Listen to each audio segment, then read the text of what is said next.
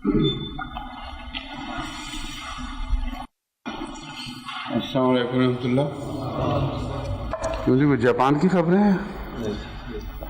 अच्छा, ये तो कल जिक्र हो चुका था। ठीक है ठीक है।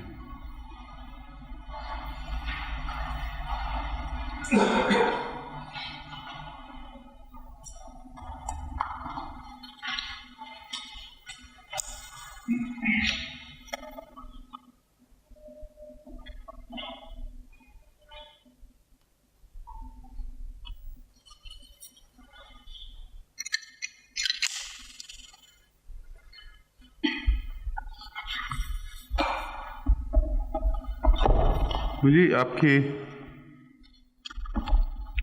तैयारी मुकम्मल है? हाँ?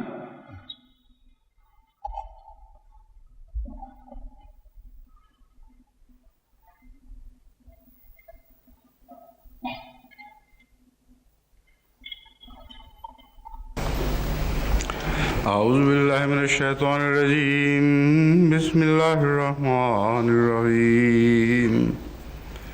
अल्लज़ीना क़ालू इन्नल्लाह अहदा इलैना अल्ला नु'मिना लिरसूलिन हत्ता यातियना बिक़ुरबानिन ताकुलुहुन नार क़ुल क़द जाअकुम रुसुलुम मिन क़ब्ली बिल-बय्यिनाति व बिल्लज़ी क़ुल्तुम फ़लिमा क़तलतुमूहुम इन कुन्तुम सादिक़ीन फ़इन कज़्ज़बूक फ़क़द कुज़्ज़िब रुसुलुम मिन क़ब्लिक जाअू बिल-बय्यिनाति व ज़ुबुर वल किताबिल मुनीर।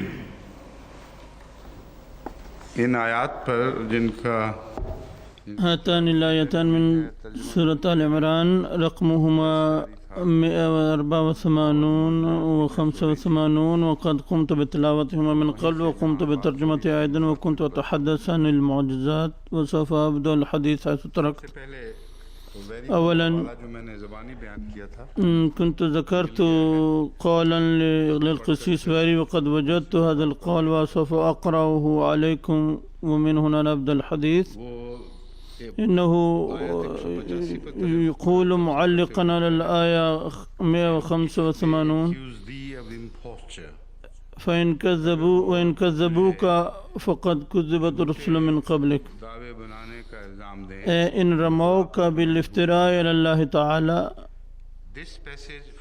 फ़इन्नहुम क़द फ़अलू हाज़ा मिन क़ब्ल अयदन मिन रुसुल। यक़ूल अल-वैरी कान मुहम्मद सल्लल्लाहु अलैहि वसल्लम युत्तहमु बिअन्नहु मुफ्तरिन अलल्लाहि तआला व सबबुहु अल-असास अन्नहु कान युतालबु बिइराअति मुअज्जिज़ातिन कल मुअज्जिज़ात अल-मारूफ़ अल-मुसल्लम बिहा इंद बनी इस्राईल फ़कान यरफ़ुदु दाइमन बिअन युरिया अल-आयात कल्लती कान अंबिया बनी इस्राईल युरूनहा दाइमन फ़कुल्लमा तुलिब मुहम्मद बिइराअति मुअज्जिज़तिन कहाज़ी कान यरफ़ुदु। सुम्मा यक़ूल because he refused to perform miracles which would prove that he had been sent from God. إن إنكار محمد بن إرات هذه المعجزات يدل على كونه نبيا كذابا والعياذ بالله. وإن الجواب الذي قدمه محمد على القرآن الكريم مناف مع الحقائق. ما هو الجواب الذي أجاب به القرآن الكريم؟ هذا الجواب هو فقد كذبت رسل من قبلك. يقول هذا الجواب خاطئ. ثم يقول ليس صحيحا أن كل الأنبياء كانوا اتهموا بالافتراء معتبروا كاذبين. يقول أمير المؤمنين أن القرآن الكريم لم يقول أن كل الأنبياء كذبوا، بل القرآن استخدم كلمة رسل نكرة. الويري ينسب إلى القرآن الكريم ما لم يقله القرآن الكريم ثم يعترض عليه ويقول أن كل نبي قد كذب بحسب القرآن الكريم. ويقول أن كل الأنبياء الذين طولبوا بهذه المطالبة والذين كذبوا فكل واحد منهم كان قادرا على إراءة المعجزات مما يؤكد أنهم كانوا أنبياء صادقين، أنهم كانوا أنبياء الله المبعوثين من عنده. हल हो गई और उनका सच्चा होना साबित हो गया। इसकी तायीद में في تأييد ذلك أنه يقدم واقعة للنبي إيليا، لأن الحديث هنا عن قربان تأكله الناس. ويقول الويري أن إيليا قد قدم معجزة قربان تأكله النار، وهكذا بكت أعداؤه أكد صدقه، مع أن هذه الآية كما تلقي الضوء على إيليا فإنها تلقي الضوء على المسيح عليه السلام. وقد ذكرت هذا الأمر من قبل أيضا إلى حد ما، وسوف أوضحه أكثر لكي يتضح عليكم استدلالي. يقولون أنه ورد وعندما كان إسعاد تقدمة القربان في المساء أن إيليا النبي تقدم وقال: أيها الرب إله إبراهيم وإسحاق وإسرائيل، ليعلم اليوم أنك أنت الله في إسرائيل وأني عبدك وبأمرك قد فعلت كل هذه الأمور. استجبني يا رب، استجبني ليعلم هذا الشعب أنك أنت الرب الإله وأنك أنت حولت قلوبهم رجوعا. فسقطت نار الرب وأكلت المحرقة والحطب والحجار والتراب ولحست المياه التي في القناة. فلما رأى الجميع الشعب ذلك سقطوا على وجوههم وقالوا: الرب هو الله، الرب هو الله. فقال لهم إيليا: أمسكوا أنبياء البعل ولا يفلت منهم رجل. فأمسكوهم، فنزل بهم إيليا إلى نهر قيشون وذبحهم هناك.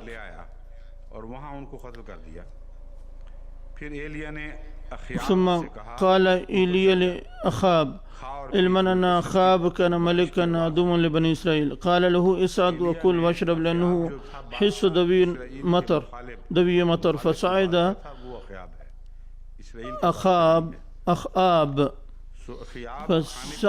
أخاب ليأكل ويشرب. وأما إيليا فصعد إلى رأس الكرمل، جبال الكرمل، وخر إلى الأرض وجعل وجهه بين ركبتيه، وقال لغلامه: اسعد تطلع نحو البار. فصعد وتطلع وقال: ليس شيء. فقال: ارجع 7 مرات. يقول أمير المؤمنين: لماذا يذهب إلى البحر 7 مرات؟ ولماذا لا يجلس هناك وينتظر ظهور غيمة؟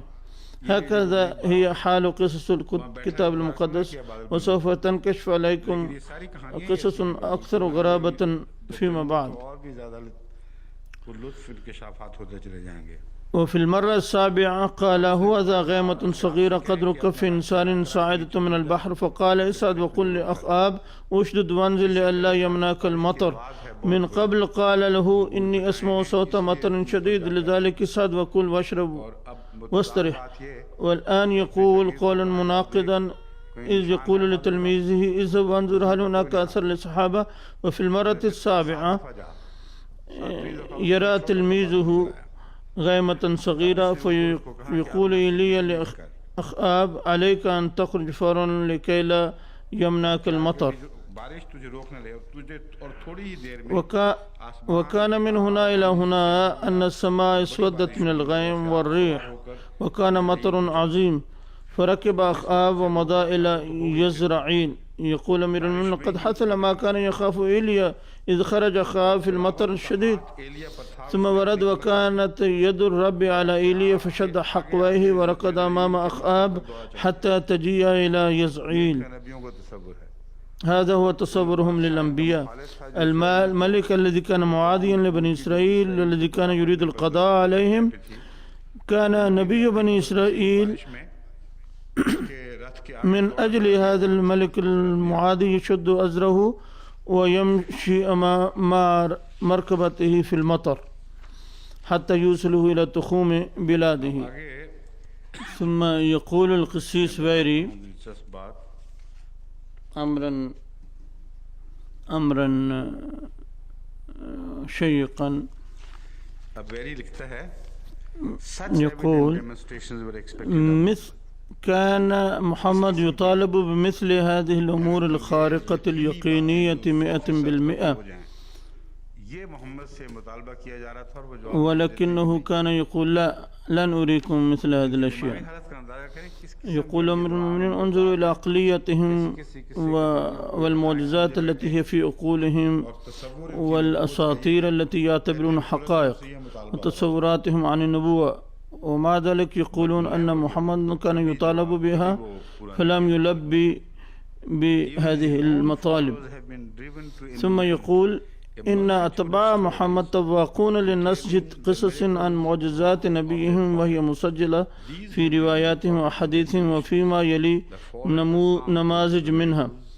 إحداها أن جملا كان يبكي فلمسه محمد بيده فكف الجمل عن البكاء وهدأ. يقول أمير المؤمنين هذا الحادث صحيح، وورد في الحديث أن رسول صلى الله عليه وسلم وضع يده على جمل يبكي فامتنع عن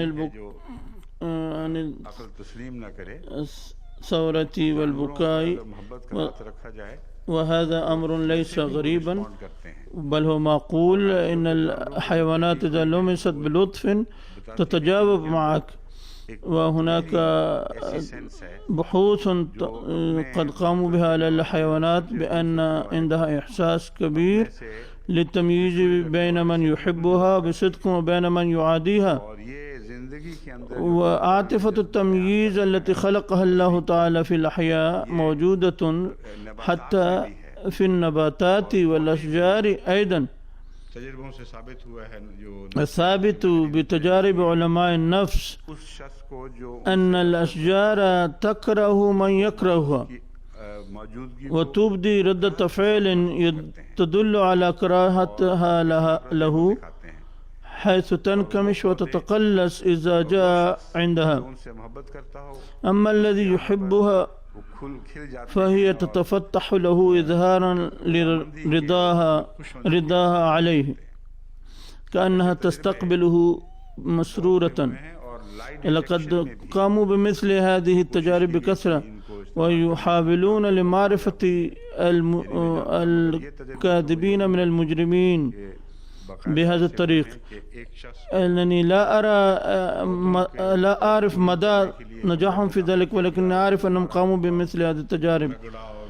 مثلا أدخلوا في مكان فيه نباتات حساسة فأبدى غضبه وقطع بعضها وداس بعضها فانكمشت، فعندما أدخل هذا الشخص مرة ثانية انكمشت ما بقي من النباتات والأشجار فورا. ثم أرسلوا إلى هذا المكان شخصا الذي يبدي حبا وإعجابا ولطفا للنباتات والأشجار، فهي أيضا تتفتح له لطفا وحبا. لا نعرف مدى صحة هذه التجارب، ولكن البحث جار في هذا الموضوع. أما الحيوانات فأمرها معروف بأنها تحب وتعرف من يحبها، حتى الكلاب تتفاعل مع من يعاديها ومن يحبها، فإنها تنبح على الغرباء، وإذا رأوا آخرين تحرك أذنابها. في قاديان عندما كنت أذهب إلى المدرسة كنت أمر ببيت الأستاذ عبد الرحمن مانا، وكان عند بابه كلب خطير من عائلة بولدوغ، وكنت أمر من هناك مع حقيبتي وكان لا ينبح علي ولا يهاجمني، ولكن طالبا آخر كان يمر وكلما مر سار عليه الكلب وكأنه سيكسر السلاسل ويهاجمه.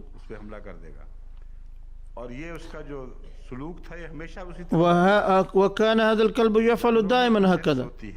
فهناك إحساس وشعور عند الحيوانات، ولكن إذا لاطفها أحد أنبياء الله تعالى فلا بد أن تتفاعل. وكذلك النباتات، أن القرآن أيضا يعلن أن كل مخلوقات الله تعالى عندها قدرات، بحيث كل واحد منها يسبح الله بحمده ولكن لا تفقهون تسبيحهم. فإن هذا الرجل يريد أن يضحك على هذه المعجزة، ولكنه يدل بضحكه على غبائه. يقولون أن الجمل سكت عندما لمس محمد، ولكن المعجزات التي هو يؤمن بها مهزلة. سوف أضرب لكم بعض الأمثلة فيما بعد. وهناك معجزة شفاء المصاب عينه، وهذا الأمر لم يكن في زمن الرسول صلى الله عليه وسلم، بل قد حدثت مثل هذه المعجزة في زمن المسيح عليه السلام أيضا. كان هناك ابن قدمه أبوه إلى المسيح عليه السلام وقال إنه مصاب برمد وعينه تتأذى دائما ولا تشفى، فوضع المسيح عليه السلام لعابه في عينه فشفي. وقد عاش هذا الرجل ولم يصاب في عينه بعد ذلك أبدا. فهذه المعجزات قد أعيدت في هذا العصر أيضا، ولكن المعجزات التي يؤمن بها المسيحيون عن المسيح سوف ترون كيف يمكن أن تعاد هذه المعجزات. سوف أتحدث عن ذلك فيما بعد.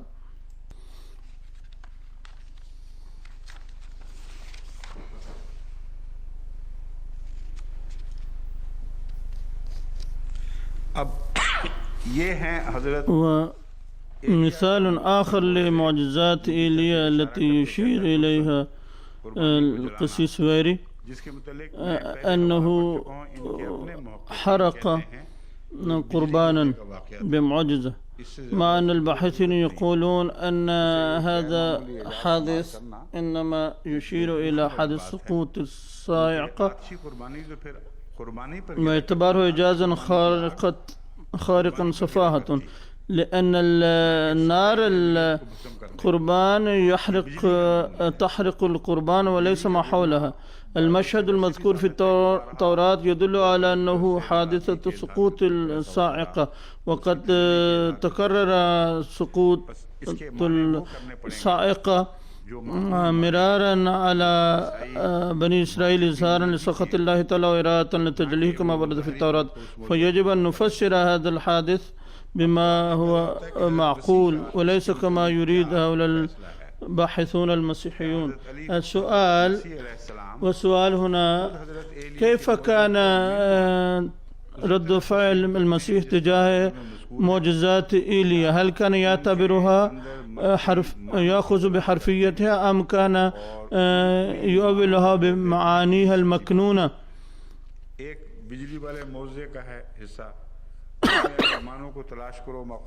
في حادثة حرق القربان أيضا يمكن أن نفسره بتفسير صحيح، ويمكن أن نقول أن الصاعقة سقطت التي لم تفرق بين القربان وغيره حتى إنها حرقت الماء أيضا.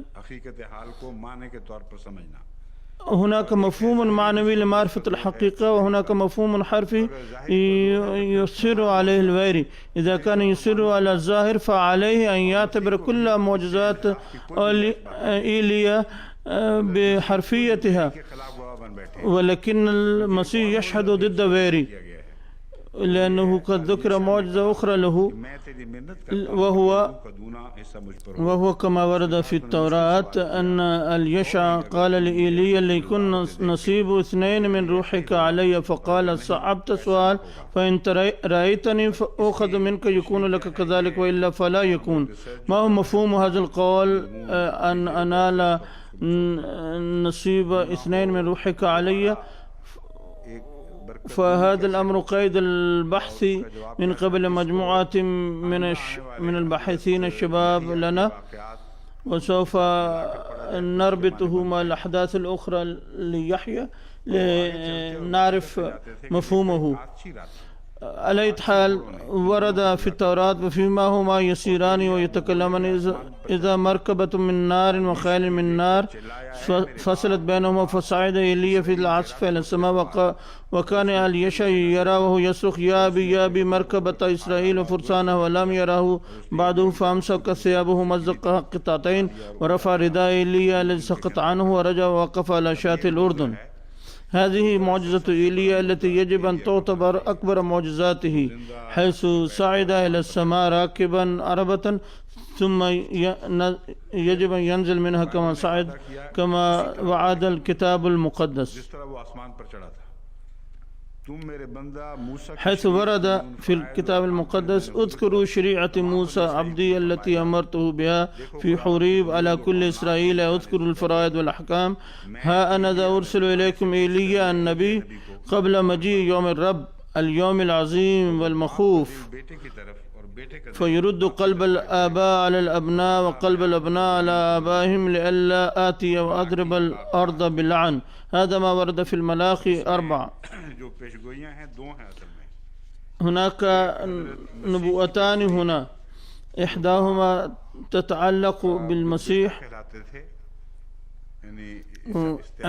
الذي كان يسمى ابنا على سبيل الاستعارة، والنبوة الثانية هي مجيء الأب واللي يقرر أن الأرض قد ملئت إثما، والإشارة هنا إلى مجيء الرسول صلى الله عليه وسلم. إذ كان مجيئه بمثابة مجيء الأب أي الله تعالى. فهنا قد تقرر أن المسيح يأتي بعد مجيء إيليا ثانية، وعندما وجه المسيح إلى هذا الأمر بأن التوراة تقول بأن إيليا صعد إلى السماء ولا بد أن يأتي قبل مجيء المسيح، فكيف تكون أنت المسيح؟ ماذا كان جواب المسيح؟ قال إن أردتم أن تقبلوا فهذا هو إيليا المزمع أن يأتي، من له أذنان للسمع فليسمع.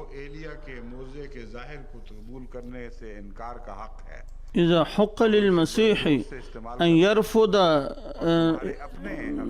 نبوة إيليا بنزوله ماديا من السماء خلافا على عقائدكم المسيحية، فكيف يحق لكم أن تعترضوا على الرسول صلى الله عليه وسلم؟ يجب أن تعترضوا على المسيح، ويجب أن تقولوا أن المسيح كذب وكان كاذبا إذ رفض الأخذ بحرفية نبوة إيليا مع أنها كانت آية واضحة. لقد رفض المسيح أن إيليا سينزل من السماء. إذا كنتم تريدون أن تكذبوا النبي صلى الله عليه وسلم بتقديم معجزة إيليا فيجب أن تكذبوا أولا المسيح، لأنه واقع في الطريق. لا يمكنكم الهجوم على محمد رسول الله ما لم تكذبوا المسيح الناصري أولا الذي رفض الأخذ بحرفية نبوة إيليا. هذا هو استدلالي الذي أرد به على القسيس بيري.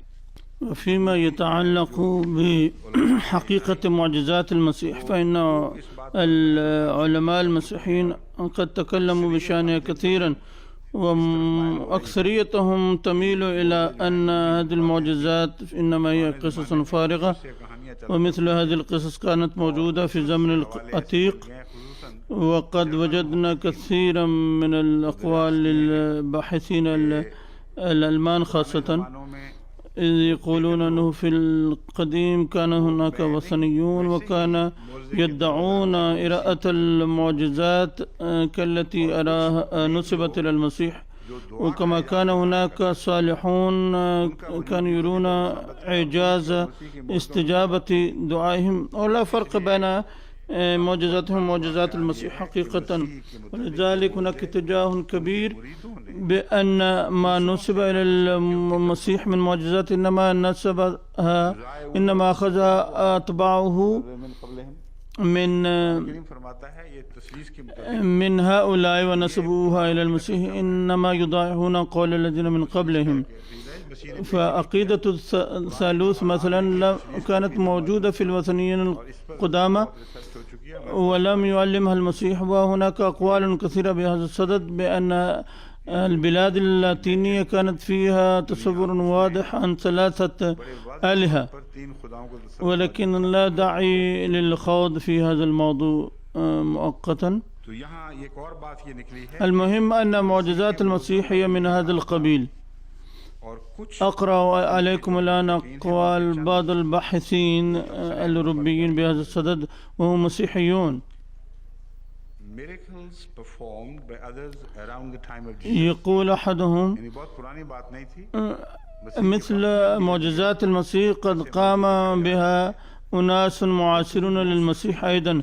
هناك شخصان شهيران بهذا الصدد قدم الخوارق، أحدهما هوني أو يونس قس صانح المطر، وقد كان في القرن الأول الميلادي قبل الميلاد، والثاني هو حنينا الجليلي الذي كان في القرن الأول الميلادي، كان أحدهما قبل المسيح بقرن. ثم لا نعرف ما إذا كان هذان يريان الخوارق بقواهم البشرية المحضة أم كانوا يرونها كآية على استجابة دعائهما عند الله تعالى.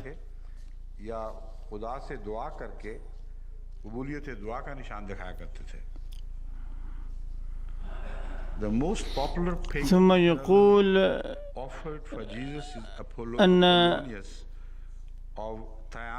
أن أبولونيوس كان قريبا جدا من زمن المسيح، وقد أرى أبولونيوس معجزات وخوارق كثيرة، وقد ذكروا أقوالا كثيرة بهذا الصدد. أريد أن أذكر هنا بأن المسيحيين يدعون أن الآخرين كانوا يرون المعجزات بالدعاء، أما المسيح فكان يريها بقوته الذاتية. وتفنيدا لادعائهم هذا يكفي ما ذكرت من قبل من حادث الولد المصروع بالصرع الذي شفاه المسيح، بينما فشل تلاميذه قبل ذلك في علاجه. فقد برد في هذا الحادث أن تلاميذ المسيح عندما رجعوا وقالوا للمسيح على انفراد: أيها الأستاذ، لماذا فشلنا في إراءة المعجزة التي أريتها؟ فقال المسيح عليه السلام: هذه المعجزة كانت تتطلب الدعاء، وهذا إعجاز دعائي، أما أنتم فلم تدعوا بل حاولتم شفاءه بقوتكم. فالمسيح يعتبر إعجاز الدعاء أكبر إعجاز، وقد دلل على عظمته بإعجاز الدعاء، وهذه حقيقة ثابتة. ونجد مثل هذه الحقائق في الكتاب المقدس، فيه حقائق، ولذلك نعتبرها كلام الله، ولكن قد أدخل فيها البشر من عندهم الكثير، فاختلط الباطل بالحق.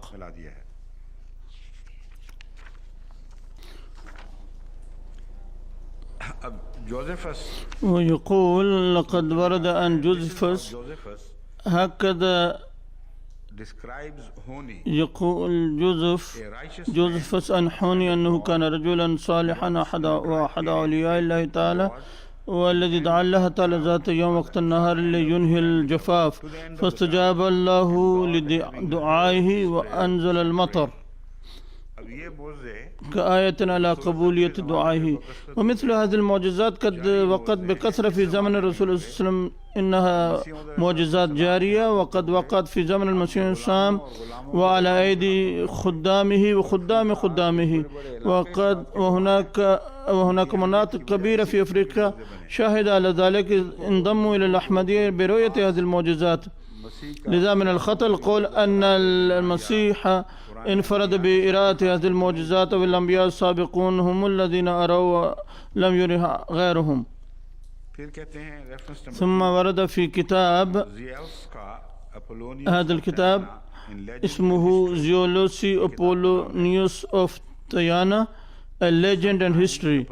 ورد فيه أحيانا يقدم أبو يونيوس من أهل اليونان كمثال على إنسان يري المعجزات بقوة الذاتية، ويميل الناس إلى أن المسيح قد رسمه وطبعه على شاكلة أبوليونيوس الذي كان رجلا روحانيا وقد أعطي قدرات كقدرات الله في زعمهم. तस्लीम किया जाए कि इसी अपोलोनियस की मॉडल पर मसीह की فهم يقولون كما أن عند أهل اليونان شخص أبولونيوس كان يري المعجزات بقوة الذاتية، كذلك المسيح اعتبر هكذا عند النصارى. فينطبق عليه على المسيح المثل السائر: لا أستطيع الطيران ولكن أصحابي يطيرونني، لأنهم نسبوا للمسيح ما لم يرد به قط. والتهمة التي يحاول القسيس بايري إلصاقها بالرسول صلى الله عليه وسلم قد ألصقها النصارى بالمسيح، إذ قالوا بعد ذلك تحت عنوان Jesus refusing to show miracles on demand. المسيح يرفض إراءة المعجزات عند الطلب. وكلما حاول الفريسيون أو حاول الناس أن يصلوا المسيح أن يريهم آية، فكان المسيح يرفض طلبهم. كان هذا القسيس الظالم يزعم أن الآخرون كانوا يرون المعجزات عند المطالبة، بينما يقول هؤلاء العلماء المسيحيون أن المسيح كان يرفض إراءة المعجزات عند الطلب. ثم يقول صاحب هذا الكتاب: في أحد التمثيلات نجد المسيح يشك أن يؤمن بتأثير المعجزات من لا يؤمنون بطريقة أخرى. كانت التهمة الأخرى للرسول صلى الله عليه وسلم أنه احتج بأنه لا فائدة من إراءة المعجزات لأن لا أحد يؤمن بالمعجزات. والعلماء المسيحيون أنفسهم يقولون أن المسيح أيضا قال نفس الأمر. يقول لوقا: لو تم إحياء الموتى لن يؤمنوا أيضا.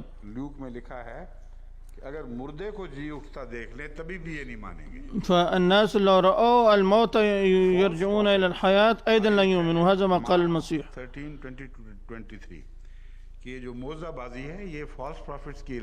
ثم ورد في المرقس أن إراءة المعجزات علامة الأنبياء الكاذبين أيضا وليس الأنبياء الصادقين فقط. يقول هذا العالم بأن المرقس يقول أن الأنبياء الكاذبين يمكن أن يروا المعجزات مدهشة تكاد تضل المختارين من عباد الله تعالى. فما دام الكتاب المقدس يقول أنه حتى ولو عيد الموتى إلى الحياة فإن الذين سينكرون الأنبياء، وأن المشعوذون والأنبياء الكاذبون أنفسهم أيضا أروا خوارق مدهشة. وما دام الأمر كذلك فما قيمة اعتراضهم على الرسول صلى الله عليه وسلم بأنه قال أن المعجزات لن تنفع الذين يطالبون بها. فكلتا التهمتين باطلة.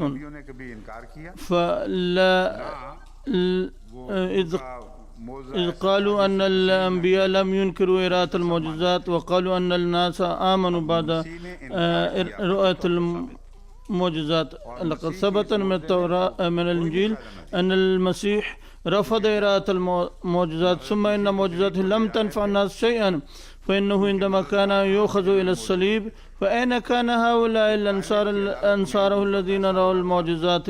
عندما كان بيلاطس في محكمته يحكم في قضيته، لماذا لم يثر هؤلاء الناس؟ بعض الروايات تقول أن فلانا وفلانا ثار، ولكن لا نجد أي ثورة من قبل عامة الناس. حتى إن بيلاطس خاف واختفى حواري المسيح الاثنى عشر أيضا وفروا بحياتهم. إذا كان هذا هو حال الذين رأوا المعجزات والذين عاشوا مع المسيح ورأوا معجزاته وهو يمشي على الماء ويحيي الموتى ويري هذه الأعمال المحيرة من السماء، إذا كان هذا هو حالهم فما قيمة هذه المعجزات؟ ومع ذلك يقول هؤلاء النصارى أنه كان يجب على رسول الله صلى الله عليه وسلم أن يرى المعجزات. إن أكبر معجزات الرسول صلى الله عليه وسلم القرآن الذي أخرج الناس من الجهل والخزعبلات والظلمات إلى النور، وشهد على صدق صلى الله عليه وسلم كما تشهد الشمس والقمر من فوق، وهي معجزات لا ترد عليها أي اعتراضات من العلم ولا من العقل، وأي عاقل لا يمكن أن يعتبرها أوهام وترهات. إنها أمور قطعية يقينية، بل إن معجزات التي أرى المسيح التي أراها والتي لا يوليها المسيحيون اليوم أي تهمية فقد احتواها القرآن الكريم أيضا، ولم يبق عند المسيحيين شيئا.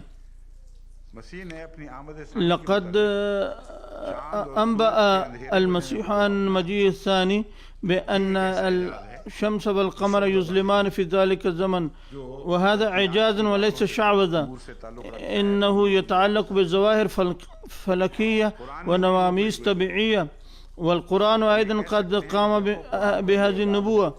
يمكن أن يقول النصارى أن القرآن قد ذكر هذا تقليدا بالإنجيل.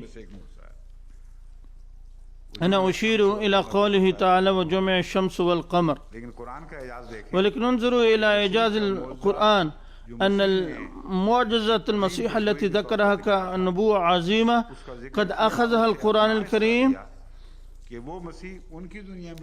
بحيث لم يظهر ذلك المسيح الموعود عند النصارى بل ظهر في أمة المصطفى. فما هو الإعجاز إذن إذا لم يكن هذا إعجازا؟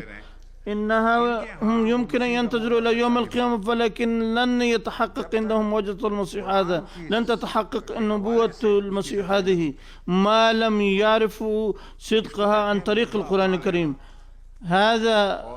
هكذا أخذ القرآن هذه المعجزة وأثبت أن الله صادق، وأن الذي دلل على صدق ذلك النبي الصادق السابق.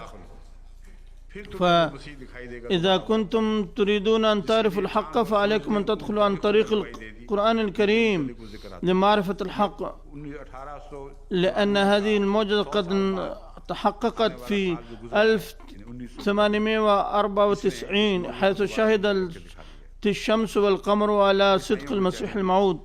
ونحن نتحدى النصارى إذا كانت معجزة المسيح غيرها وأن القرآن قد قلدها، فإنني نقول لكم إن ما قاله القرآن قد ظهر، وأنتم منذ 2000 سنة تنتظرون المسيح لينزل، ولكنه لم ينزل مع آية الشمس والقمر. وإذا كانوا قادرين على إنزاله من السماء فإنني أوجه لكم هذا التحدي كما وجهته إلى المسلمين الآخرين.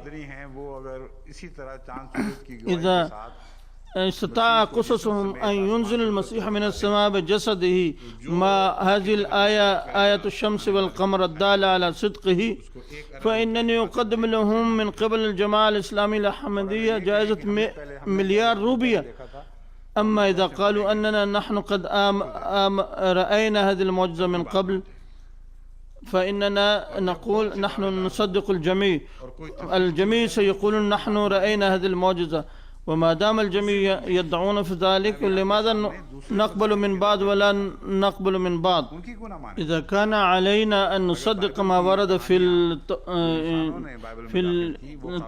التوراة والإنجيل ما أدخله الناس من قصص، فلماذا لا نصدق ما ورد في كتب الهندوس جيتا وفيدا وكتب البوذيين والآخرين من أصحاب الأديان؟ सूर है कि उनकी बातें न मानी। ما ذنبهم حتى لا نقبل هذه النبوءات الواردة في كتبهم مع أنها أكثر الثقة؟ अपने बुजुर्गों की तरफ من المسلمين قد نسبوا إلى كبارهم بعض المعجزات، وهذه المعجزات أكثر ثقة وقطعية من حيث الرواية، لأنها روايات قد سجلها أصحابها الذين رأوا هذه المعجزات تقوا، بحيث ليس هناك شبهة لها بأن الآخرين أضافوا إليها، فهي أسمى من هذا الشك. وهناك دعاوي كثيرة وشهود عيان يقولون نحن رأينا. فإذا كان النصارى يرفضون شهادة من رأى هذه الآية اليوم، فلماذا لا نرفض شهادة الذين يقولون أنهم قد رأوا في الماضي؟ ما دامت هناك شهادات أكثر قطعا، بينما شهادات الإنجيل عليها حجب مظلمة उनकी उनके 1000 साल बाद जाकर कहीं लिखी जाती है। والتوراة وهذه المعجزات التوراتية والإنجيلية قد كتبت بعد هؤلاء الأنبياء بمئات السنين. يعني أن الأنبياء الذين يتحدث عنهم الكتاب المقدس قد خلوا قبله بآلاف السنين، إذ يتحدث عن إبراهيم ونوح وآدم، ما أنها كتب بعد زمنهم بآلاف السنين، والذين كتبوا إنما سمعوا روايات من غيرهم، ثم إن كتبهم حرقت عند حرق الهيكل السليماني في أورشليم، فلم يبقى من كتب اليهود شيئا. ثم بعدها بعد قرنين يقوم النبي عزرا ويقول لا نجمع هذه الكتب مرة أخرى، أو أن الله أخبرني بما ورد في كتبنا وسوف أكتبها ثانية، ولكن بعض المحققين يرون أن عزرا لم يكتبها بالوحي، وإنما أخذ هذه الروايات من ألسنة الرواة بعد قرنين فجمعها.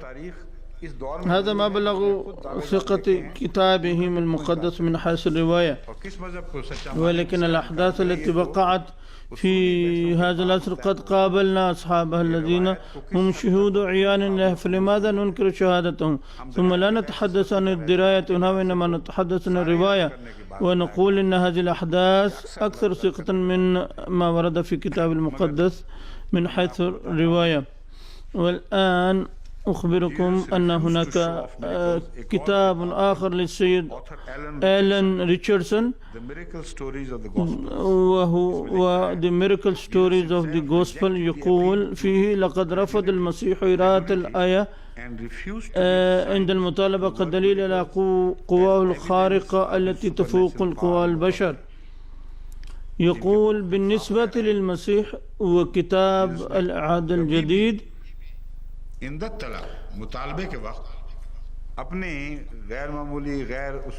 يقول بالنسبة للمسيح وكتاب العهد الجديد، فإن الأخذ بظاهر قصص هذه المعجزات من أجل تقوية الإيمان إنما هو أمر عبث، وإنما يجب الأخذ بما في هذه القصص من مغزى روحانية ورسالة ربانية.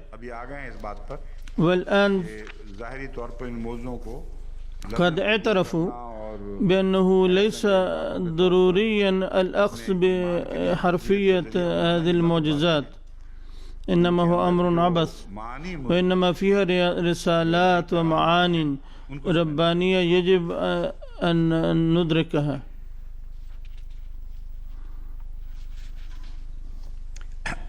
ये रिचर्डसन والآن سوف أقرأ عليكم قولا آخر لريتشاردسون ثم أذكر أسماء الباحثين الذين يبدون أن أكثرهم ألمان والذين قد بنى ريتشاردسون على بحوثهم وأقوالهم.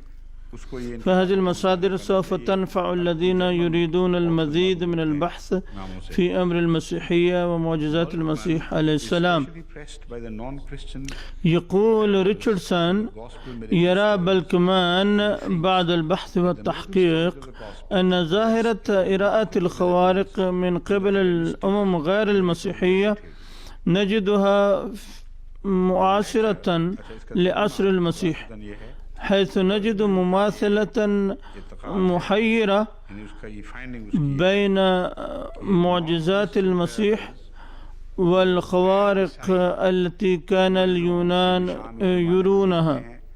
वो मुतवाज़ी मसीह के वक्त के साथ चल रहे हैं, उनको देखने के बाद وبعد رؤية मसीह تلك الخوارق ममासलत نجد مماثلة محيرة بينها وبين معجزات المسيح.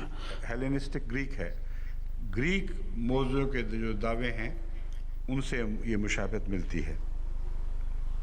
बल्टमैन कोट्स ثم يقول ريتشاردسون أن بلكمان يقول يرجى من القراء أن يقرأوا ancient miracles of أعمال أوين ريشيس حول قصص خوارق الشفاء في الزمن العتيق، وأيضا البحث الذي قام به في بيجز في بيج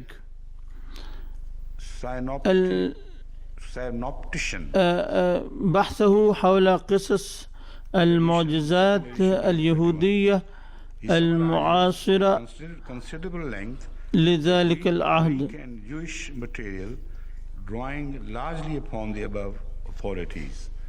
तो ये अगर किसी ने मज़ीद तहकीक करनी हो तो उसके लिए मुफीद मवाद मिल जाएगा. فمن أراد المزيد من التحقيق سوف يجد هناك الكثير. हज़रत मसीह والسؤال الآن هل يوجد بعد المسيح ما يؤكد أن ما ينسب إليه من إعجاز كان قد فعله जिससे हम فعلا؟ बातों की सदाकत का कोई अंदाजा कर सकें, कोई मजा चख सकें, ये बुनियादी बात है. هذا سؤال هام. الإعجاز إنما ينسب إلى الله تعالى، तो कोई हकीकत नहीं, क्योंकि एक बंदा لا حقيقة لإعجاز العبد، لأنه إذا مات إعجازه أيضا. की बातें कर रहे हैं. إننا نتحدث عن المعجزات بالنسبة لله تعالى وليست ولن نقبل साइंसी معجزة إلا ما يعاد منها. هذه قاعدة علمية، والذين يرفضونها يعيشون في الأوهام وليس عندهم دليل يثبتون به وقوع أي معجزة. إنما الإعجاز ما يكون من عند الله، وإنما الإعجاز أحداث وقعت في الماضي بدون استثناء खुदा के सब ووقعت على أيدي عباد الله دوما.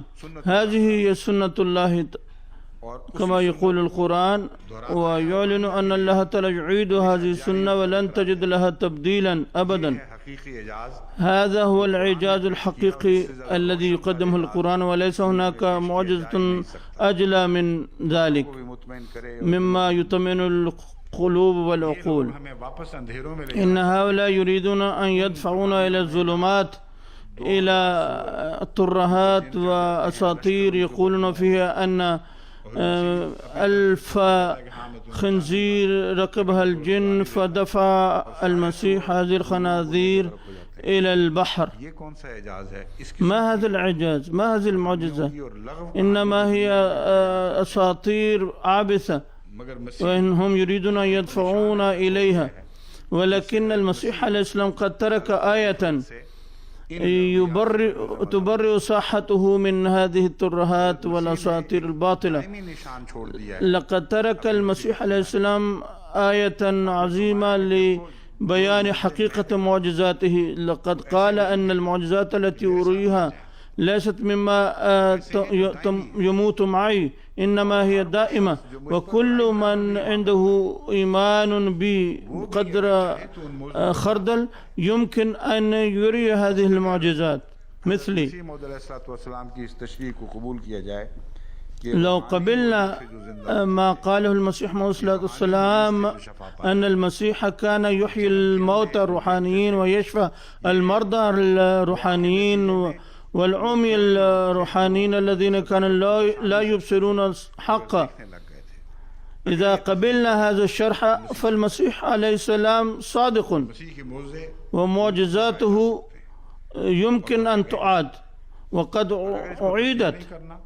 وإذا لم نقبل هذا واتبعنا ما يقوله القسيس بايري وقلنا أنه لابد من الإيمان بمعجزات المسيح حرفيا، فلا بد أن نكذب المسيح الناصري، لأنه لا يمكن الإيمان بالمعجزات والمسيح، لأن هذا ما يقول المسيح. إذا لم تقبلوا ما أقول فلا بد من القول أنه لم يؤمن بالمسيح ولا شخص واحد، لأن المسيح يقول إنني أقول لكم حق، إذا كان عندكم الإيمان مثقال خردل فيمكن أن تقولوا للجبل ينتقل من هنا إلى هناك فينتقل، ولن يكون أي شيء مستحيل عليكم. والسؤال هنا، هل ترك المسيح النبي أو ابن الله بعده الناس بدون إيمان، إذ لم يستطيع حواريه أن يعملوا هذه الأعمال ولا أي إنسان آخر؟ وعندما نطالبهم بفعل هذه الأعمال يؤولون قول المسيح ويقولون أن الجبل هنا مثل لا يأخذ بحرفيته، ولكن عندما يدعون إلى الإيمان بالمسيح يقولون يجب أن تؤمنوا بمعجزات المسيح حرفيا. ثم يقول المسيح عليه السلام: أقول والحق أقول إن كان لكم إيمانا ولا تشكون فلا تفعلون أمر التينة فقط، بل أنكم تدعون على الشجرة الخضراء فتموت وتجف، بل إن قلتم لهذا الجبل انتقل وانطرح في البحر فيكون، وكل ما تطلبونه في الصلاة مؤمنين تنالونه.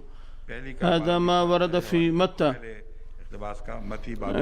الإصحاح 21 الفقرات 19 والحادي والعشرين، ثم ورد في متى 17: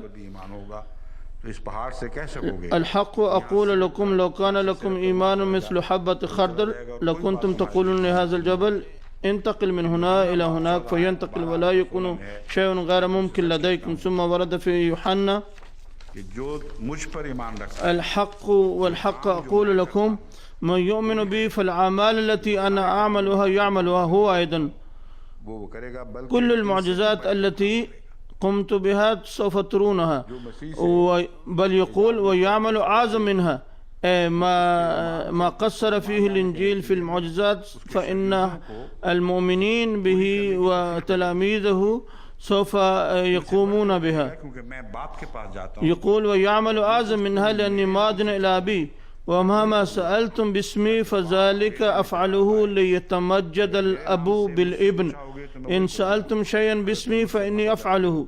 إن كنتم تحبونني فاحفظوا وصاياي، وأنا أطلب من الأب فيعطيكم معزيا آخر ليمكث معكم إلى الأبد.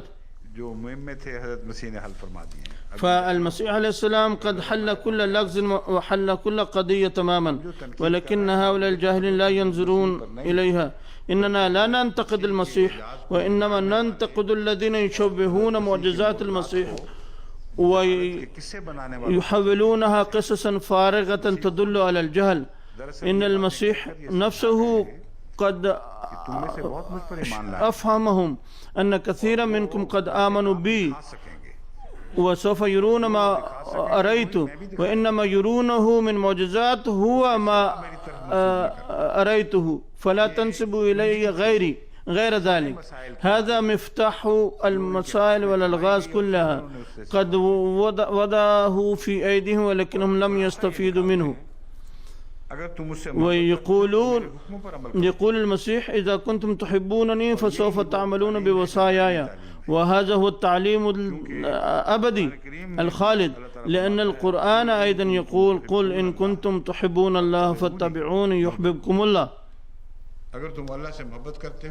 إذا كنتم تريدون أن تحظوا بحب الله تعالى فهناك طريق واحد، بأن تطيعوني أي محمد رسول الله صلى الله عليه وسلم، فإن الله تعالى سيحبكم. انظروا كيف تؤيد الحقائق حقائق أخرى. يقول المسيح: إذا كنتم تحبونني فسوف تعملون بوصاياي، وأنا لن أعمل أي شيء، بل سوف أسأل الأب فيؤتكم معزيا مساعدا آخر ليمكث معكم إلى الأبد، وهو الرسول صلى الله عليه وسلم. إن المسيح لا يقول أنني سأرجع إليكم، بل يقول: سوف أسأل الله تعالى بالدعاء أن يبعث إليكم معزيا آخر، أن يبعث محمد رسول الله صلى الله عليه وسلم، كما دعا إبراهيم لبعثة رسول صلى الله عليه وسلم والأنبياء والآخرون. ثم يقول المسيح أن هذا سوف يبقى معكم عبد، إن شريعته ستكون دائمة خالدة ولن تلغى ولن تنسخ. فهناك ذكر واضح لهذا النبي صاحب الشريعة الدائمة، ولكنهم يعرضون عنه ويصرون على الأخذ بالمعجزات حرفيا، مع أن في رسالات روحانية، وهكذا يدلون على جهلهم وعماهم. إذا كان ويري يضحك على القرآن الكريم ويقول: انظروا، يقول القرآن أن المعجزات لن تنفعكم. يقول القسيس ويري أن هذا كان اعتذارا واهيا، لأن كل الناس قد آمنوا برؤية المعجزات. فأقول لويري: من الذي نفعه معجزات المسيح؟ هل فيكم من آمن بالمسيح قدر خردل؟ لقد مضت 1000 سنة ولكن لم نرى أي مسيحي الذي فيه الإيمان بقدر خردل. القرآن يقول أن المعجزات التي هي في عقولكم لا تولد الإيمان وإنما تولد الجهل، وقد شهد على ذلك المسيح. أي المعجزات التي تؤمنون تنسبون إلي فلا بد أن تروا مثلها إذا كان عندكم إيمان مثل قال خردل. لعلي قد حكيت لكم حادث البحيرة في زيورخ سويسرا. هناك بحيرة قرب زيورخ اسمها لوسين، نعم اسمها لوسين، ولا حاجة لأن يصححني أحد، لأنني أخاف أن الشيخ ناصر يكتب لي من سويسرا بأن اسم هذه البحيرة كذا وكذا. هذه البحيرة قربها في زيورخ. كنا في عقدنا مجلس سؤال وجواب مع المسيحيين، كانت فيها امرأة مسيحية متحمسة، وعندما رأت تأثير كلامي على الحضور قلقت جدا، وفي الأخير وجهت إلي سؤالا وقالت: كان المسيح يحيي الموتى وكان يفعل أعمالا كثيرة، ومرزا غلام أحمد الذي تقدمونه مسيحا موعودا، هل أرى مثل هذه المعجزات؟ لأنني أريد أن أفحص الأمر. قلت: إنه لم يري أي المعجزات كهذه، لأن المسيح الأول أيضا لم يري أي معجزات كهذه. فقالت: لا، قد وردت في الكتاب المقدس معجزات. فقلت لها: بدلا من تأخذوني إلى الأساطير، تعالي إلى واقع الأمر اليوم. ने वादा किया था तुमसे لقد وعد المسيح أن من كان عنده الإيمان به مثقال خردل فسوف يعيد كل المعجزات التي كان المسيح يأتي بها. فالحمد لله أنك تدعين الإيمان بالمسيح، وهناك بحيرة قريبة منا ونذهب هناك في الساعة 10 صباحا. इसको झूठा समझती हो। هل تؤمنين بالمسيح أم تكذبونه؟ إذا كنت تدعيننا إليه مكذبة له فهذا عبث، وإذا كنت تدعيننا إليه مؤمنا به فيجب أن تثبت إيمانك به. سوف ننتظرك على البحيرة، ويجب أن تمشي من الشاطئ الآخر إلينا مشيا على الماء، وسوف أبايعك أنا وجماعتي. فقلقت وصابح الزور وتهربت وقالت أنا لا أستطيع أن أفعل ذلك. فقلت لن أتركك، أنت जो वक्त मैं यहाँ आता हूँ يجب أن تضربي لنا أي موعد سوف نحضره.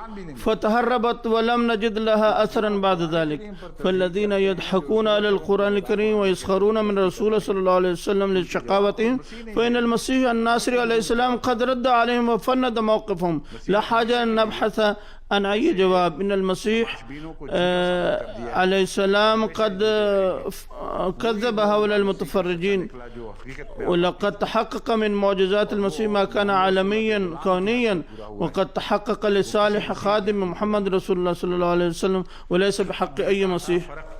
हम क्यों करें؟ لقد قلت لماذا نفرق بين معجزات قوم ومعجزات آخرين؟ لماذا لا نؤمن بكلها؟ لقد ذكرت لكم بعض النماذج لهذه الخرافات التي تعتبر معجزات، وكيف يكون دينهم وكيف يعيشون في الظلمات.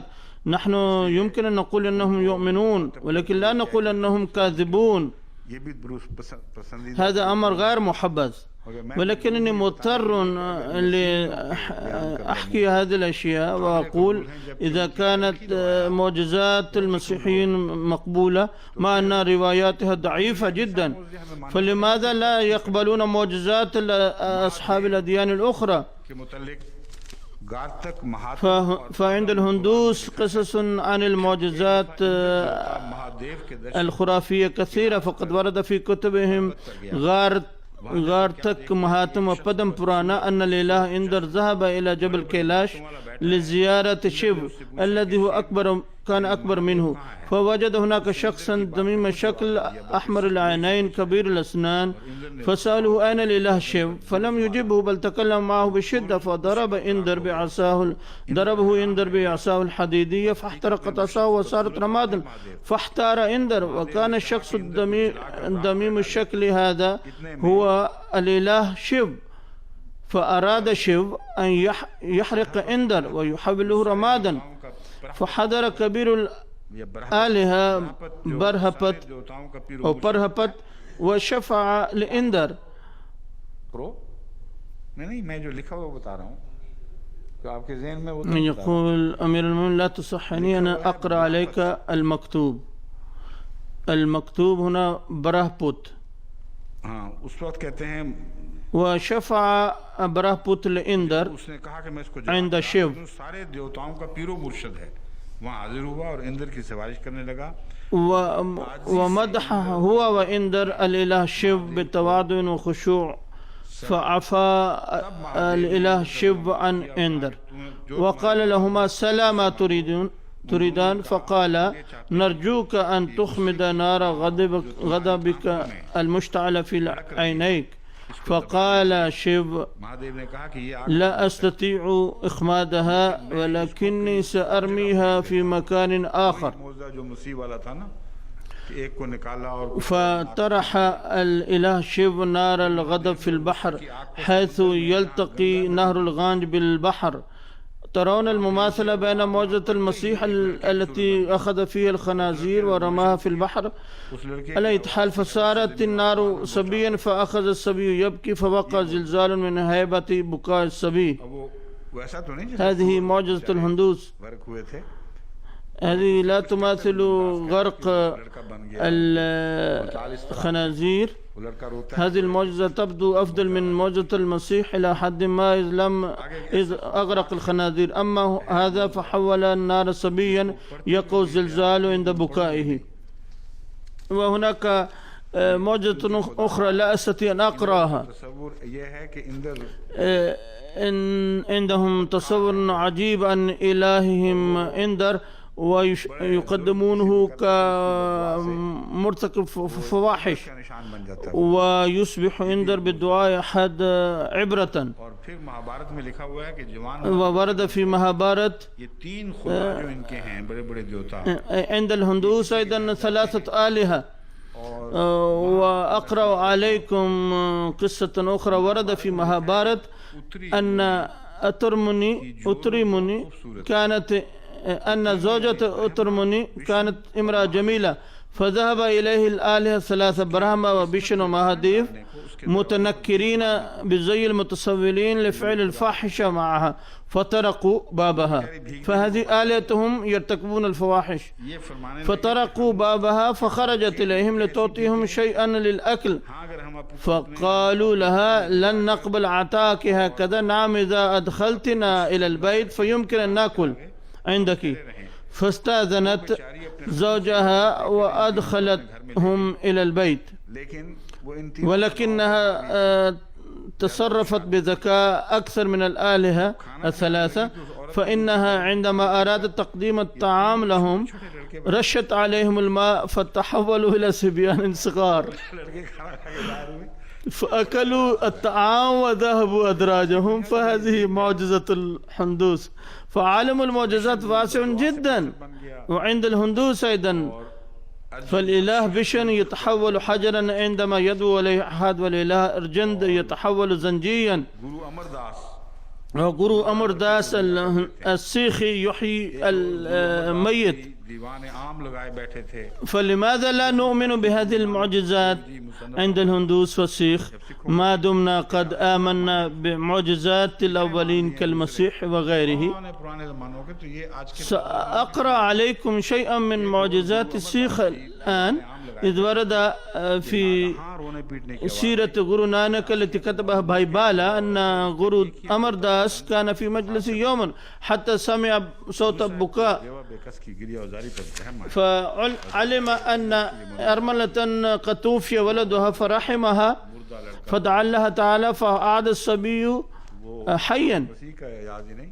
فالإعجاز ليس خاصا بالمسيح، بل قد بقت المعجزات في هذه العصور القريبة حيث صارت الأموات أحياء، وهذه الشهادات من زمن قريب وهو أكثر ثقة مما ورد في الكتاب المقدس، علما أن النسخة الأولى للعهد الجديد قد وجدت بعد غياب 4 قرون.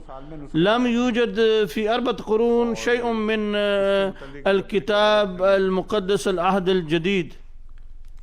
अब सुनिए मुसलमान والآن اسمعوا ما عند المسلمين من معجزات. के मौजे दिखाएं. إن القسيس فيري يقول لقد طولب محمدا يري معجزات كمعجزات الأنبياء السابقين كما يفهمها. तो इसलिए रसूल فليعلم هذا القسيس أن علماء المسلمين وعلماءهم قد أروا معجزات أكبر مما من السابقين. ये असूल तस्लीम कर लिया जाए. إذا قبلنا أن كل ما ينسب أي دين من معجزات فيجب أن نقبل، وإلا ما هو وجه التمييز والرفض؟ اسمه معجزة السيد عبد القادر الجيلاني. कितनी एहतियात से منظر الحيطة التي أخذت في بيان هذه الرواية. يقولون إن الرواة الصادقين والمخبران الصادقين يروون कि वो दुर्र यतीम أن الدر اليتيم من بيت الرسالة واللؤلؤ النهر النبوة والمحبوب السبحاني قدس الله سره. قدس الله سره पढ़ना चाहिए नहीं. قدس الله سره एक रोज शहर से बाहर तशरीफ كان خرج من المدينة للتنزه ورؤية عجائب قدرة الله تعالى حتى وصل दरिया हुए إلى شاطئ النهر وجلس على شاطئه وعقد مجلسا يحكي فيه المعارف الربانية. وفجأة ظهرت نسوة صالحات من قرية حاملات جرارهن للاستقاء من الماء، وكل واحدة منها ملأت جرتها ورجعت إلا امرأة عجوزا جدا، فتركت جرتها على النهر وغطت وجهها بردائها وأخذت تبكي وتولول، وزلت تبكي حتى ارتفع عويلها وبلغ الذروة، فوصل صوت عويلها إلى حضرة سيد عبد القادر الجيلانی. नियोश आ हजरत के पहुंचा तो कहता है वाबेला उसका उसकी सदा बगोश फरियाद नियोश, फरियाद सुनने वाले। اللغة الأردية التي كتبت بها هذه القصة صعبة، ولذلك يفسرها الخليفة الرابع. يقول فلما وصل صوت عويلها إلى السيد عبد القادر الجيلانی بعث أحد أتباعه للسؤال عن حالها، فوصل إلى هذه العجوز عديمة الهيلة، سألها عن مصابها فقالت يا مغيث المظلومين ومبشر المغمومين، لقد حل بهذه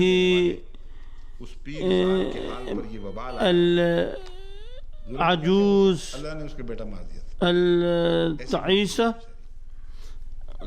حل بها الوبال، لقد أهلك الله ابني. فهي تستغيث إلى السيد عبد القادر الجيلانی وتشتكي إليه الله تعالى. وما نزل عليها من الوبال هو أنه كان عندها ابن راعي الجمال، وهي زوجته وأتت بقافلة الزواج من قرية أخرى، وبينما كانت هي قادمة مع ابنها في قافلة الزواج من قرية أخرى، وجاءت إلى هذا النهر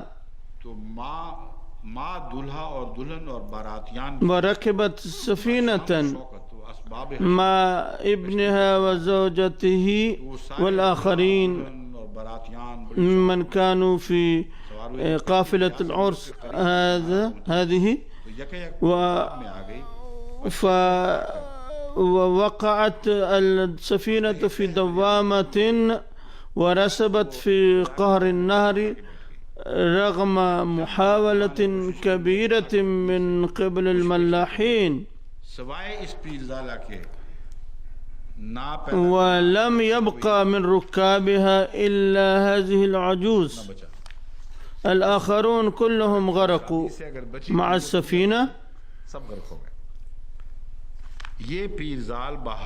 هذه السيدة من قرية قريبة، وهي كل يوم تأتي بحجة ملء جرتها بالماء إلى النهر وتنوح على فلزة كبدها كل يوم. لماذا تحتاج بأنها تذهب لملء جرة الماء؟ لماذا لا تأتي مباشرة؟ فهي كل يوم تأتي إلى شاطئ النهر 12 साल से وتبكي هنا منذ 12 عاما. जनाब فتحمس حضرت سيد عبد القادر جيلاني बुलंद फरमाया कि इस औरत وقال بصوت عال: طمنوا هذه السيدة بأن ابنها مع زوجته والأصحاب الآخرين سوف يخرجون من القار النهر، इलाही होकर عليها أن تلزم الصمت وتنتظر رحمة الله تعالى. فظلت पैगाम जुबानी صامتة وتنتظر इमाम خروج السفينة من قهر النهر مع ركابها. इफाए वादा हुई कि कब कश्ती मगरूका उस नामुराद की बसाहिल मुराद पहुंचती है और कब दीद बेनूर उसके ومتى تقر عينها بابنها وزوجته والركاب الآخرين بوصولهم إلى ساحل المراد. की वजह से ही बसाइल पहुंची, चुनाचे बावजूद अरसा एक साथ के فظل حضرته يدعو الله تعالى لساعة ولكن لم يحدث شيء. لقد كان قد وعد هذه السيدة فظل يدعو الله تعالى सुबहानी ने مرة بعد أخرى. नाज़े महबूबाना शुरू किए। ثم بدأ المحبوب السبحاني سيد عبد القادر الجيلاني يدعو الله تعالى بدلال كبير، فقال الله له: إننا لا نؤخر إخراج هذه السفينة بسبب تغافل منا، وإنما نفعل ذلك لحكمة. نحن لسنا غاضبين أو غافلين، وإنما نفعل ذلك لحكمة، सब बसहूलत होते हैं ना बताबीर। لأن كل أمر الله تعالى يتم بحكمة وبهدوء وعلى مهل. لو أردنا خلقنا السماوات والأرض وما فيها في طرفة عين، ولكن خلقنا في 6 أيام. 6 يوم आखिर लगे हैं कि नहीं? فقد استغرق صنع خلق السماوات والأرض 6 أيام. فاتني بعد الوقت. فقال له: لا تطلب مني بعجلة بأن تدعو أعطيك أرواح هذا، آتني بعد المهلة. تقول رواية أن السيد السبحاني عبد القادر جيلاني مد يده ونزع من ملك الموت زنبيل أو كيس كل الأرواح التي كانت قد توفاها وقبضها في ذلك اليوم، وقال له: إنني أستحلفك بالله جل جلاله وعم نواله بأن تحيا كل الأرواح التي قبضت في ذلك اليوم. فأعادت الأرواح، تلك الأرواح التي قبضت في ذلك اليوم في كل العالم بحكم الحي القيوم، عادت إلى أجسامها بسعي غاث الثقلين محي الدين المحبوب السبحاني. يقول أمير المؤمنين: هل هناك رواية أقطع وأكثر يقينا من هذه الرواية، حيث أعيد إلى الحياة كل الناس الذين توفوا في اليابان والصين وأفريقيا من أجل إنقاذ هذا ابن هذه العجوز. فحضر ملك الموت لله تعالى مستغيثا، فقال الله تعالى: لماذا أنت تعرضت لصولة المحبوب السبحاني؟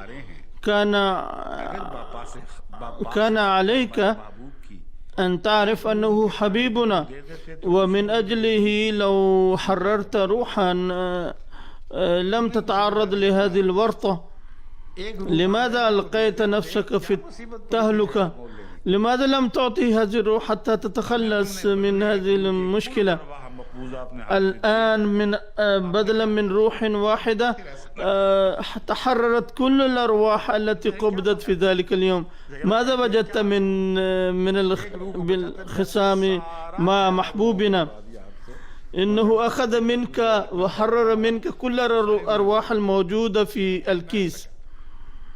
يجب أن لا تفعل مثل هذا بعد ذلك. وفي رواية أنه ضرب إسرائيل بالعصا، فهذه الرواية من هذا الزمن. روايات التوراة منقطع، أما هذه المعجزة فهي حصلت في الزمن الأخير ومن رواة ثقات وكتبت في نفس أيامها، فالرواية متسلسلة. أما جنيد البغدادي فلم يكن أقل إعجازا من غيره. يروى أن امرأة صالحة كانت من مريد السري السقطي فغرق ابنها في نهر الدجلة، فذهب السري السقطي والبغدادي وأوصاها بالصبر، وقيل لها هنا غرق ابنك، فمن فرط أمومتها نادت ابنها فرد على ندائه فقفزت في الماء وأخرجت ابنها حيا. هذه معجزة الأم في الحقيقة. والحق أن هذا الجنيد البغدادي كان يحيي الموتى من الحيوانات. كان العارف بالله. شيخ علي كان له ثوران جميلان، فمات أحدهما فأخذ قرنه وبدأ يده فقام الثور يهز رأسه. هذا ورد في قلائد الجواهر. وورد في تذكرة الأولياء أن عبد الله بن مبارك كان يمشي فناداه كفيف ووقفه فقال له ماذا تريد؟ قال أريد أن يرد الله لي بصري، فانحى رأسه ودعاه فعاد بصيرا. فهناك أحداث إعادة البصر للكفيف أيضا، فهذا ورد في تذكرة الأولياء لملك محمد عناية الله. فهؤلاء يحيون الناس والثيران والحمير. فهناك رواية عن رابعة العدوية البصرية التي كانت مغنية في البداية ثم تابت وقامت في البرية وبنت صومعة هناك وظلت تعبد الله تعالى في البرية. एक गधा बेचारे का मर गया था, उसकी हालत ज़ार को देखकर बहुत असर पड़ा इनके ऊपर, हज़रत राबिया पर।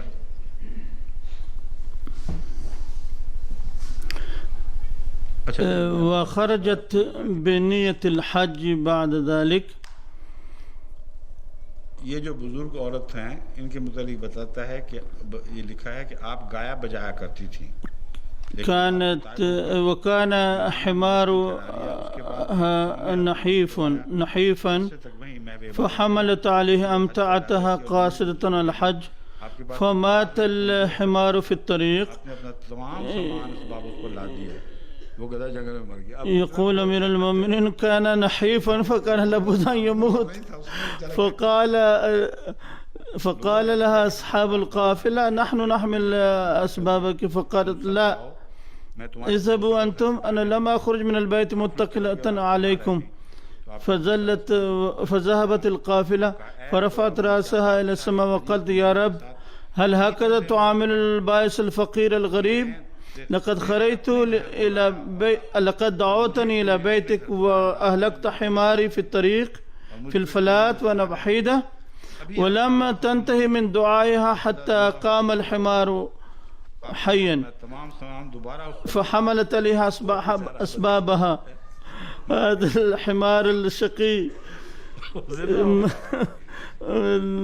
مات بهذه الأسباب وهو حي في الحقيقة في طريقه إلى مكة المعظمة. سبحان الله. انظروا إلى ثقة رواياتهم. يقول الراوي لقد رأيت هذا الحمار بعد مدة يجري ويركض.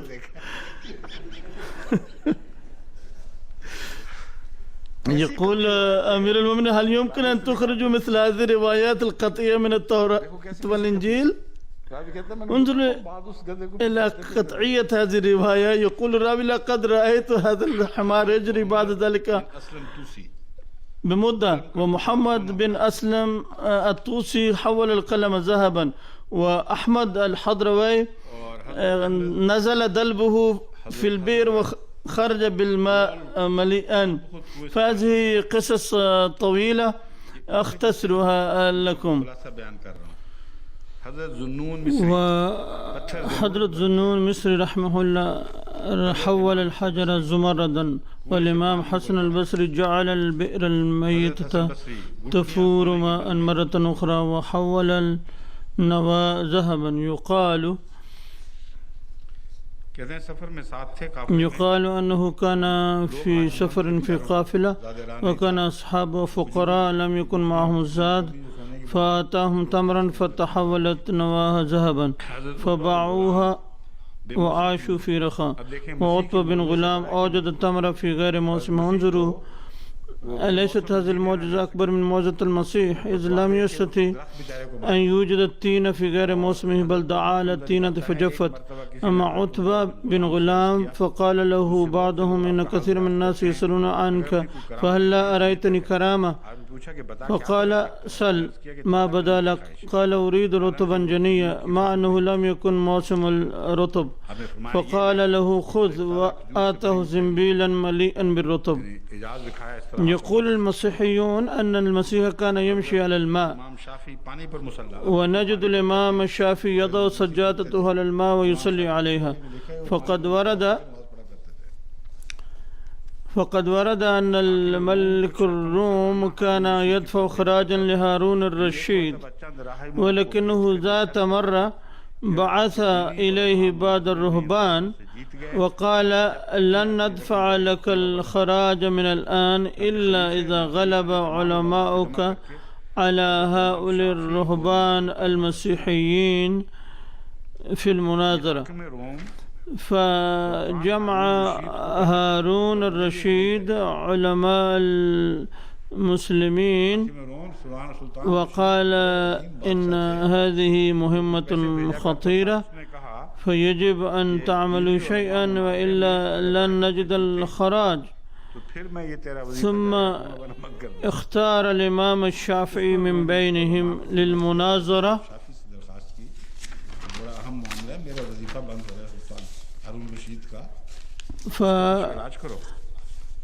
فوضع الإمام الشافعي سجادته على ماء النهر وقال للرهبان تعالوا هنا وناظروني على الماء، فآمنوا جميعا وأسلموا. فلما بلغ ذلك ملك الروم قال لو جاء هذا الرجل هنا لدخل الروم كلهم في الإسلام. الحمد لله أنه لم يأتي هنا بل مد سجادته إلى الماء هنالك.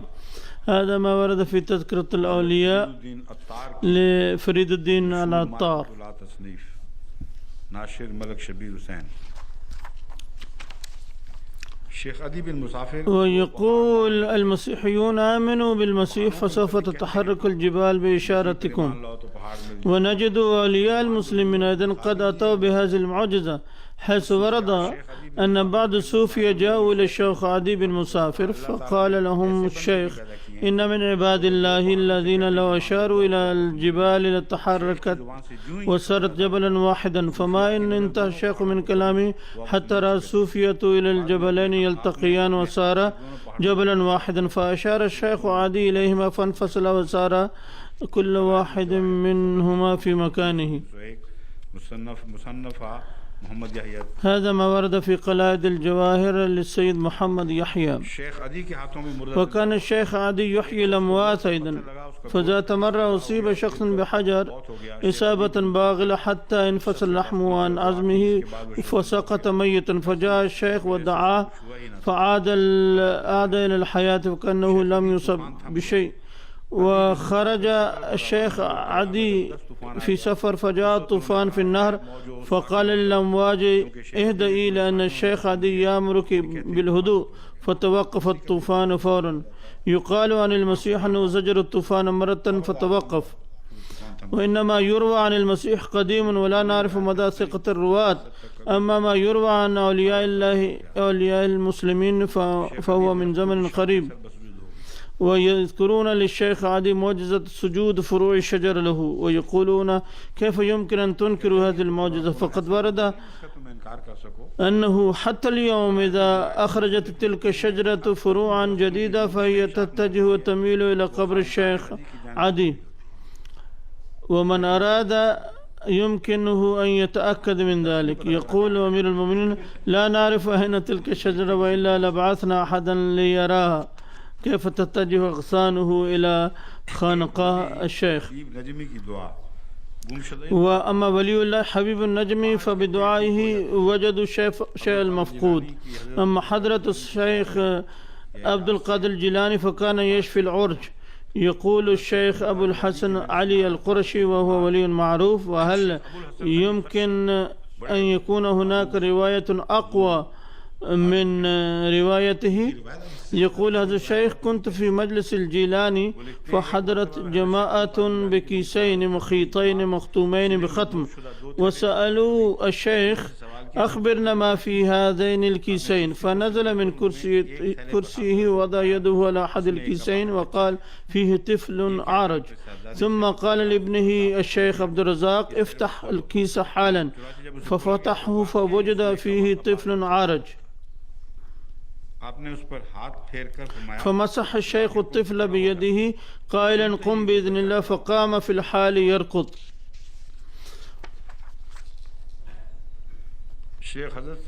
وكانت عمته أيضا كانت مجابة الدعاء. وهناك معجزة الجيلاني أن إيقاف المطر، ومعجزة أخرى له خفض فيه منسوب النهر. يروى أنه جاء فيضان في نهر دجلة حتى أيقن أهل بغداد الغرق، فحضروا إلى الجيلاني يستغيثونه، فأخذ عصاه ووصل النهر ونصبها في الماء وأمر الفيضان أن يرجع داخل شواطئ النهر، فأخذ يرجع فورا. مرة فقد أهل بغداد حضرة الجيلاني فسمعوا صوتا من الغيب ابحثوا عنه جانب الدجلة، فذهبوا ووجدوا الشيخ يمشي على الماء قادما ناحيتهم، ومعه أسراب من الأسماك جاءت تسلم عليه وتحاول تقبيل يده. فكان الناس ينظرون إليه تارة وإلى الأسماء أخرى. ونعم ما قال الشاعر بالأردية لقد شرف حبيبنا بيتنا بزيارته، فأحيانا ننظر إليه وحينا إلى بيتنا البسيط. هذا هو الإعجاز. إذ كان الناس ينظرون حينا إلى الأسماك وحينا إلى حضرة الشيخ، فما هي المعجزات التي يطالبنا بها القسيس بيري بعد رؤية هذه المعجزات؟ إذا كانت معجزات الكتاب المقدس بدءا من موسى قطعية يقينية، فإن خدام النبي صلى الله عليه وسلم قد أروا مثلها كلها. وإذا كانت المعجزات المذكورة فيه ضعيفة سندا ورواية فلماذا نسلم بها؟ ويقال عن المسيح عليه السلام أنه كان يري المعجزات.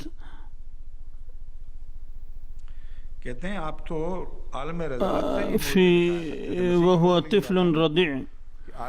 وقد ورد عن حضرة عبد القادر الجيلاني أنه امتنع أن يرضع أمه وهو مولود صغير، فحاولت أمه أن ترضعه ولكنه رفض.